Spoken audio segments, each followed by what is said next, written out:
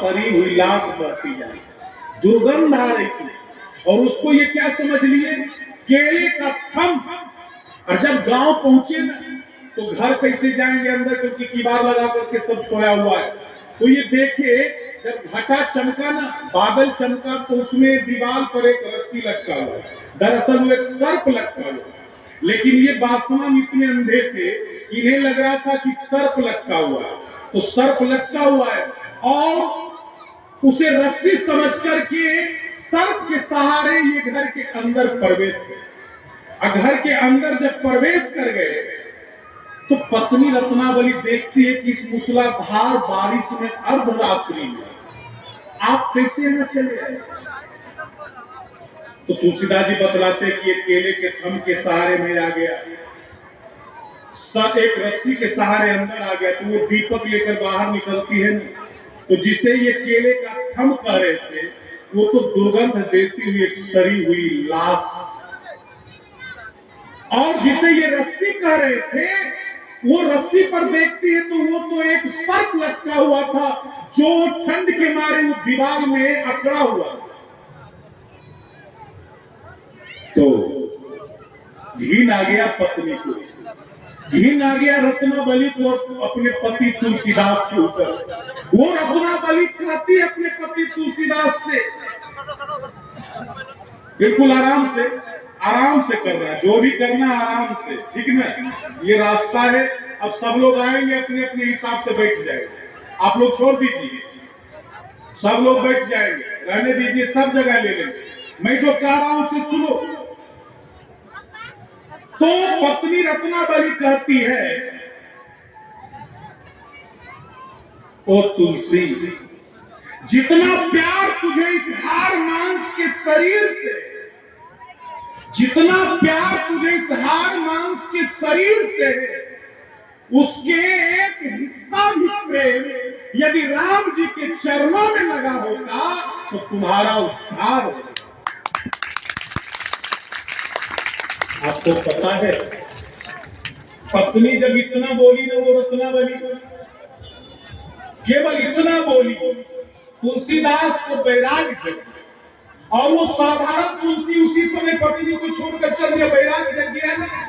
और वो तुलसी क्या हो गए, तो संतों ने कहा, तुलसी तुलसी क्या करे, तुलसी बन की घास, कृपा भयो रघुनाथ की, तो तुलसी तुलसीदास।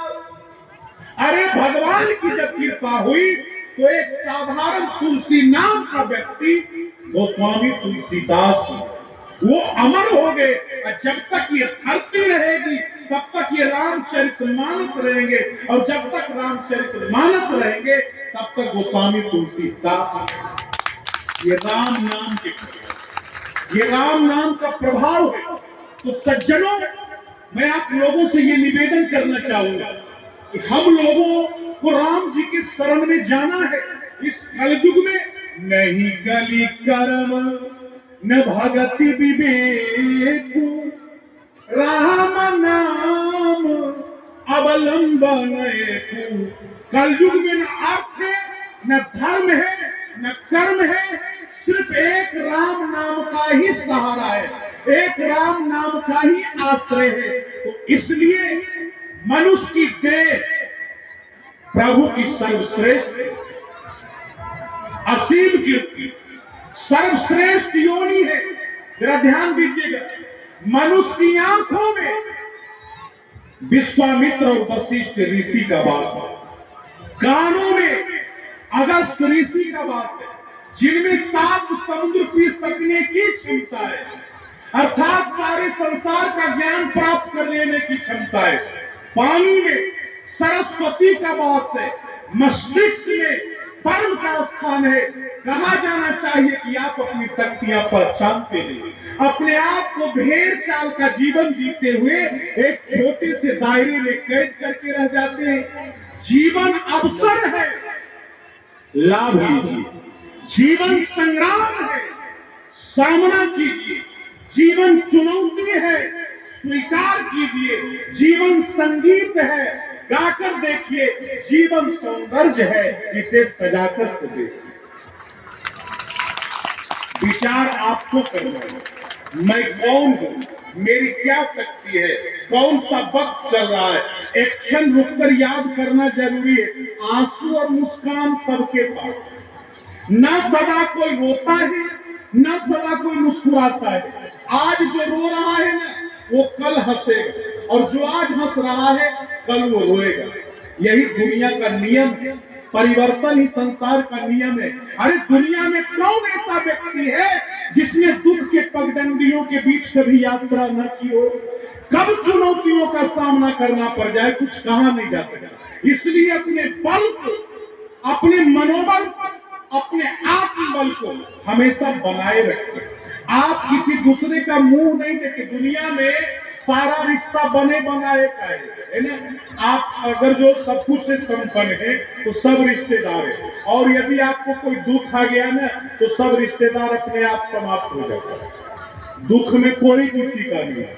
दुनिया बने बनाए का है, तो इसलिए दुनिया में किसी का आशा नहीं करना है, किसी का आशा नहीं करना। संतों ने कहा, दुनिया में बेचारा बन करके नहीं रहो, नहीं तो कोई सहारा नहीं मिलेगा।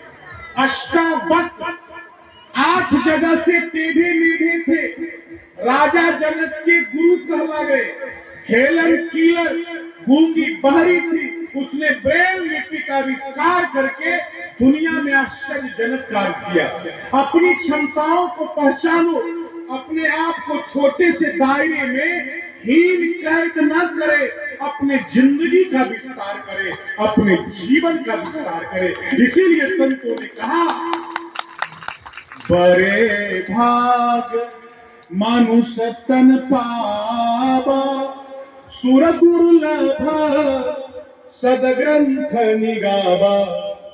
ये जो मानव का तन आप लोगों को मिला है ना, मनुष्य का तन, इसका सदुपयोग हमें करना है। इसी तन के लिए देवता भी लड़ाई करते। मैं आप लोगों को प्रसंग की ओर लेकर जाऊंगा, जहां से कल मैं प्रसंग छोड़ा था हनुमान जी के बारे में। हनुमान जी महाराज सीता जी का पता लगाने के लिए गए।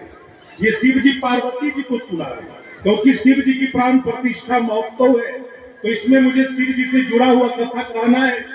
तो भगवान शंकर कह रहे हैं, हनुमान जी महाराज सीता जी का पता लगाने के लिए जा रहे हैं। देखिए, मैंने एक बात कल कहा था कि कहीं भी कथा हो तो हनुमान जी महाराज सबसे पहले आते और सबसे बाद में जाते। याद है ना, कल मैंने कहा था,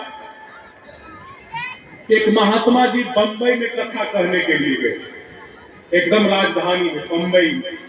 तो बंबई में कथा कहने के लिए गए, तो राजधानी का प्रोग्राम था, बहुत बड़ा पंडाल, एक से एक पढ़ा लिखा आदमी। भाई देश का इतना बड़ा शहर है, दूसरे दूसरे देशों से भी आदमी आया हुआ था। सब प्रवचन, 50,000 का भी, लाखों का भी। अब महात्मा जी का नियम क्या था, 2 बार श्री राम जय जय राम बोलने के बाद उनका नियम था, पूरा वीडियो नहीं बनाना है, अब अंत में बनाना है।